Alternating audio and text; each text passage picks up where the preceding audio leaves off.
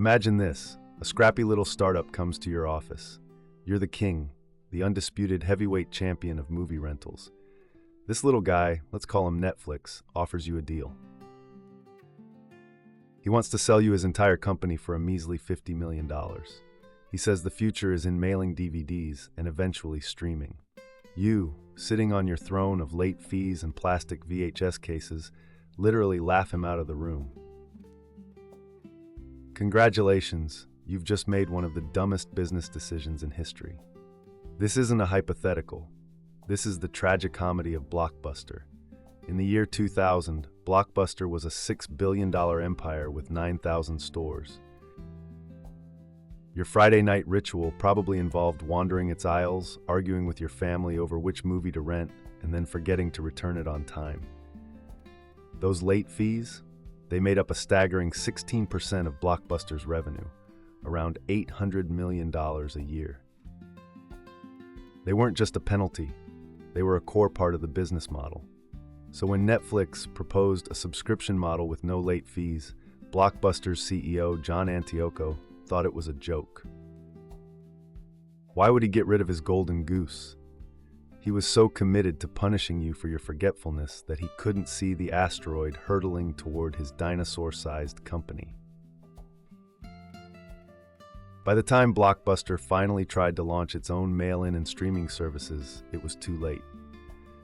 They were playing catch-up in a race they were once poised to win. They filed for bankruptcy in 2010, buried under a mountain of debt and obsolete plastic. The lesson? Sometimes the thing making you rich today is the very thing that will make you bankrupt tomorrow. Blockbuster didn't just ignore the future, they laughed in its face, and the future charged them way more than a late fee. Some CEOs burn cash faster than you burn toast. But the folks at Pets.com didn't just burn cash, they launched it into the sun with a rocket powered by pure uncut.com mania. Their entire business strategy seemed to be, what if we sold 50-pound bags of dog food online, lost money on every single sale due to shipping costs, but made up for it with a really annoying sock puppet mascot? It was genius if your goal was to become a cautionary tale. In the late 90s, if you put a .com after any word, investors would throw money at you like you were a financial god. Pets.com raised over $80 million before it even had a functioning business plan. Their big idea was to sell pet supplies online. The problem? Pet supplies are heavy, bulky, and have razor-thin profit margins. Shipping a bag of kibble often cost more than the kibble itself. You don't need a Harvard MBA to see the flaw here. It's like selling ice cubes in Antarctica. The logistics are going to kill you. But did that stop them? Of course not. They poured millions into advertising, including a $1.2 million Super Bowl commercial starring that smarmy sock puppet. They even had a balloon in the Macy's Thanksgiving Day parade. They were famous. They just weren't profitable. In fact, they were hemorrhaging money. In its first fiscal year, the company spent nearly $12 million on advertising while earning just $619,000 in revenue. Basically, they were paying $20 in marketing to make a $1 sale. After just 268 days in business, they collapsed, vaporizing over $300 million in investment capital.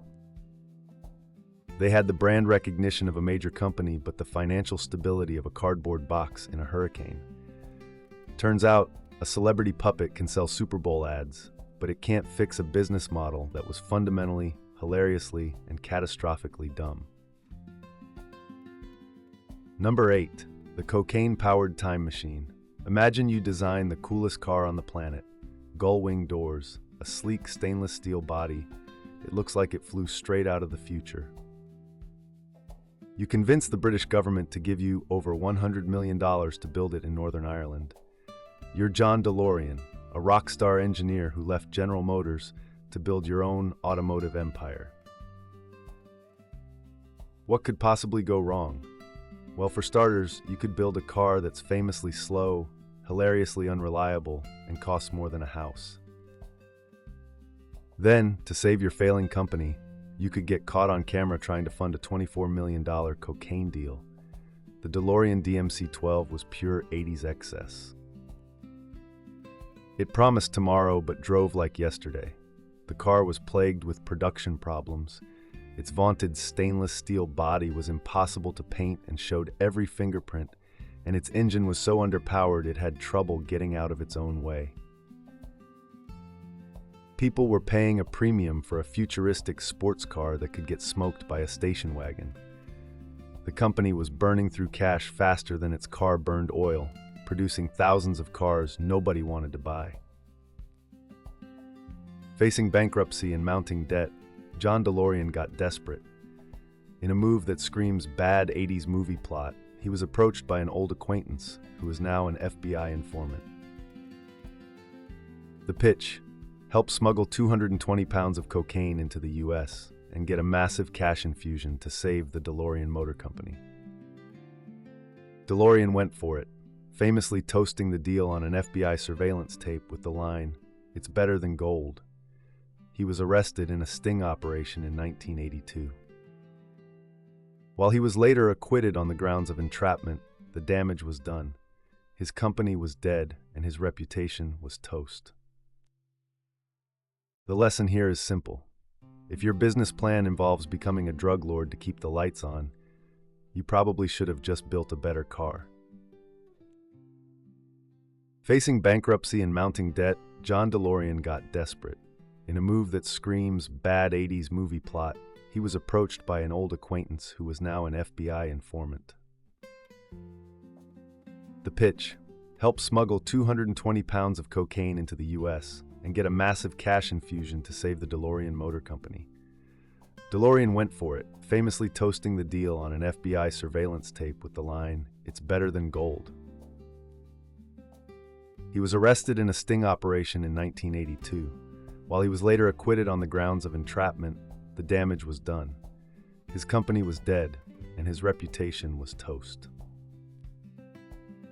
The lesson here is simple. If your business plan involves becoming a drug lord to keep the lights on, you probably should have just built a better car. Number 7, the billion-dollar grocery binge. Picture this. You have an idea to deliver groceries. A good idea, right? Now, what if instead of starting small, testing the market, and maybe using a few vans, you decide to spend $1 billion before your first delivery? Welcome to the story of Webvan, a company that sprinted toward a cliff with the blind confidence of a cartoon character. Their plan was to revolutionize the grocery industry. Instead, they just provided a masterclass in how to set a mountain of cash on fire. Launched in 1999, Webvan wasn't just a delivery service, it was a logistical fever dream. They didn't just buy vans, they built colossal state-of-the-art automated warehouses, each one costing $35 million. They signed a $1 billion deal to buy a fleet of custom-designed refrigerated trucks. They hired thousands of drivers and gave them full benefits. They promised to deliver your bananas within a 30-minute window of your choosing. It was incredible, it was revolutionary, and it was financially suicidal. The problem was, they built the infrastructure for 1 million customers in cities where they only had a few thousand. Their high-tech warehouses were running at a fraction of their capacity. Each delivery was a meticulously choreographed dance of conveyor belts, temperature-controlled totes, and perfectly routed drivers that lost them money. They were spending fortunes on technology and logistics to solve a problem that didn't require that level of complexity. It's like using a NASA supercomputer to play solitaire. By the time they went public, they had generated a measly $395,000 in revenue while racking up over $50 million in losses. The company lasted just 18 months before collapsing, becoming one of the most spectacular failures of the dot-com bubble. They proved that having a good idea is useless if your execution is the business equivalent of building a Death Star to swat a fly. Number 6, cooking the books with gas. Some companies fail because of a bad idea. Others fail because of bad timing. And then there's Enron, which failed because its entire business was an elaborate magic trick performed by sociopaths in expensive suits. You think your portfolio is weird? Imagine investing in a company whose profits are literally imaginary. Enron wasn't just a dumb bankruptcy. It was a work of fraudulent art, a monument to corporate greed so vast it had its own gravitational pull. On the surface, Enron was an energy trading company. In reality, it was a black box of financial voodoo. Their secret weapon was something called mark-to-market accounting. In simple terms, it allowed them to book potential future profits as actual revenue today. Let's say they signed a 20-year deal to supply energy to a new power plant. Instead of booking the profits as they came in over 20 years, they'd just guess what the entire deal might be worth and put that entire number on the books for the current quarter. It was like getting a high five for a touchdown you might score a decade from now. When they ran out of real deals to imagine profits from, they just created fake ones. They built a labyrinth of thousands of offshore shell companies to hide their mountains of debt and inflate their earnings. Their stock price soared. Their executives became gods of Wall Street, and it was all built on nothing. It was a house of cards in a hurricane, and in 2001, the wind finally picked up. When the truth came out, the company imploded in a matter of weeks, wiping out $74 billion in shareholder value, vaporizing the life savings of thousands of employees, and taking down their accounting firm, Arthur Andersen, with them. The lesson? You can't fake profits forever. Eventually, someone asks to see the money, and it's hard to explain that it's all tied up in a fictional dimension your CFO invented. Number 5, Hollywood's $1.75 billion faceplant. You're a powerful Hollywood executive. You've run Disney and founded DreamWorks. You're a legend. You look at your phone, you look at YouTube and TikTok, and you have a world-changing idea. What if we made really expensive, high production value videos, but chopped them into 7 to 10 minute episodes that people could only watch on their phones? You raise an astonishing $1.75 billion for this idea. You call it Quibi, for quick bites. And then you watch in horror as it becomes one of the fastest and most humiliating failures in modern media history. Quibi was the answer to a question nobody was asking. Jeffrey Katzenberg and Meg Whitman, two titans of industry, were convinced that millennials had short attention spans but still craved Hollywood-quality content on the go.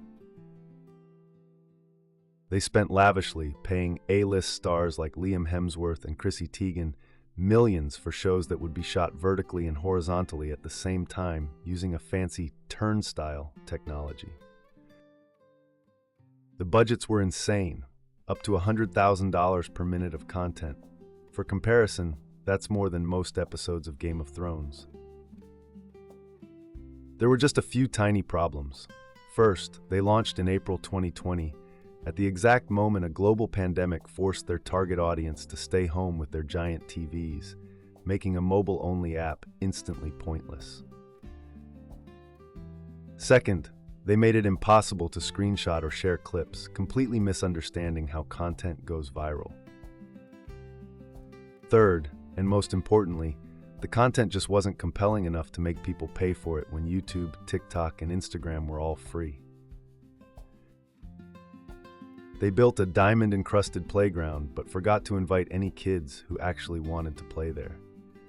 6 months after its glittering launch, Quibi shut down, having burned through most of its cash. It stands as a glorious billion-dollar reminder that no matter how famous you are, you can't just tell people what they should want. Imagine you open a restaurant. You charge people $10 at the door for an all-you-can-eat buffet. The only catch is that for every plate of food your customer eats, you have to run next door and buy that food from another restaurant for $12. This isn't a trick question. It's the exact business model of MoviePass, a company that decided the laws of mathematics were more like gentle suggestions. MoviePass was a beautiful, magical, and utterly unsustainable dream. For just $9.95 a month, you could see one movie in theaters every single day. For movie lovers, it was the deal of a lifetime. For the company, it was like volunteering to be financially steamrolled. They weren't getting a discount from the theaters. They were paying the full price for every single ticket their subscribers bought. If you saw just one movie that month, say Avengers Endgame for $15, they lost $5 on you. If you were a real movie buff and saw 4 movies, they lost around $50 on you. Their entire strategy was based on the hope that millions of people would pay for a subscription to see unlimited movies, and then just not go to the movies. Unsurprisingly, people who sign up for an unlimited movie pass really like going to the movies. The company burned through cash at a rate that would make a rock star blush, losing over $150 million in a single quarter. To stop the bleeding, they made the service progressively worse, blacking out popular movies, changing terms of service, and making the app practically unusable. They alienated their entire customer base, the very people who had championed their insane business model. They thought they were a tech company disrupting Hollywood, but they were really just a coupon that was accidentally set to 100% off, forever. In the end, they didn't change the movie industry. They just provided a brief, glorious fireworks display of burning venture capital. Number 3, killed by your own invention. Imagine you're a brilliant inventor. In 1975, you create something revolutionary, the world's first digital camera. It's a clunky box that takes 23 seconds to capture a grainy black and white image, but you see the future. You bring it to your bosses, the executives at the global giant of photography, Kodak. And what do? They panic. They tell you to hide it. They bury your invention because they're terrified it will destroy their main business, selling film. For 100 years, Kodak's business was a thing of beauty. They sold you the camera, but the real money was in selling you the film, the paper, and the chemicals to develop it. It was the original razor and blades model, and it made them billions. They were so dominant, the phrase "a Kodak moment" was baked into the culture. But that dominance made them arrogant and slow. When their own engineer, Steven Sasson, presented the digital camera, they saw it not as an opportunity, but as a threat to their precious film empire. They spent the next 2 decades in a state of corporate denial. While companies like Sony, Canon, and Fuji raced ahead, pouring money into digital technology, Kodak dabbled. They released a few digital cameras, but their heart wasn't in it. They were still trying to shoehorn film into a digital world, convinced their cash cow would graze forever. They were a company full of the world's best chemists in an industry that was suddenly being taken over by software engineers. By the time they finally decided to go all in on digital, it was too late. The market was saturated, and their brand was a relic. They filed for bankruptcy in 2012. A lumbering giant, tripped up by an invention they held in their hands decades before anyone else. The lesson is brutal. If you don't have the courage to disrupt your own business, someone else will do it for you. Number 2, the Silicon Valley vampire. Normally, when a tech startup fails, it's because the code is buggy or the market isn't there. Then there's Theranos, a company that wasn't just a failure. It was a multi-billion-dollar lie that put actual human lives at risk. It was a Silicon Valley fairy tale that turned into a horror movie. At the center of it all was Elizabeth Holmes, a founder who adopted a fake deep voice, wore a black turtleneck like Steve Jobs, and sold a dream of revolutionizing medicine with a magic box that, spoiler alert, did not work at all. The promise of Theranos was intoxicating, a sleek machine called the Edison that could run hundreds of blood tests from a single pinprick of blood from your finger. It would change healthcare forever. The problem? The machine was a complete fraud. It produced wildly inaccurate results, or more often, just didn't work. So what did they do? Did they go back to the drawing board? Nope, they faked it. For years, when they received blood samples for testing, they would secretly run them on bulky, commercially available machines from other companies while pretending the results came from their miracle box. They built a $9 billion company on this lie. They packed their board with powerful old men like Henry Kissinger, who were dazzled by Holmes's charisma and had no idea how the tech was supposed to work. They signed massive deals with Walgreens and Safeway to put their fake machines in stores. They were processing real blood from real patients and giving them fake results, which is less of a business flaw and more of a public health crisis. The company didn't collapse because of a bad quarterly report. It collapsed because a journalist from the Wall Street Journal started asking one simple question: does this thing actually work? When the world found out, the answer was a resounding no. The whole house of cards came down. It's a chilling reminder that the Silicon Valley mantra of "fake it till you make it" becomes a crime when you're faking it with people's lives. Number 1. The bank that gambled the world. What's the dumbest way to go bankrupt? Is it a sock puppet, a slow car, a fake blood machine? All good contenders.